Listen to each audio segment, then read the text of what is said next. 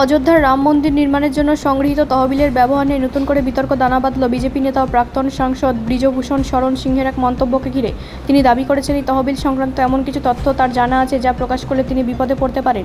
উত্তরপ্রদেশের গোড়ায় নিজের বাসভবনে সাংবাদিকদের মুখোমুখি হয়ে ব্রিজভূষণ বলেন, আমি খুবই দুর্বল মানুষ, যদি সত্যি কথা বলে ফেলি তাহলে বড় বিপদে পড়ে যাব, কারণ যারা এর সঙ্গে জড়িত তারা অত্যন্ত শক্তিশালী। যদিও তিনি কারণ নাম উল্লেখ করেননি বা কোনো নির্দিষ্ট অভিযোগও আনেননি। তার এই মন্তব্য ঘিরে রাজনৈতিক মহলে জোর চর্চা শুরু হয়েছে। বিরোধী দলগুলি ইতিমধ্যে রাম মন্দির তহবিলের স্বচ্ছতা নিয়ে প্রশ্ন তুলেছে এবং একটি নিরপেক্ষ তদন্তের দাবি জানিয়েছে। তাদের মতে সাধারণ মানুষের দানের অর্থ কীভাবে ব্যবহৃত হচ্ছে তা পরিষ্কারভাবে সামনে আনা উচিত।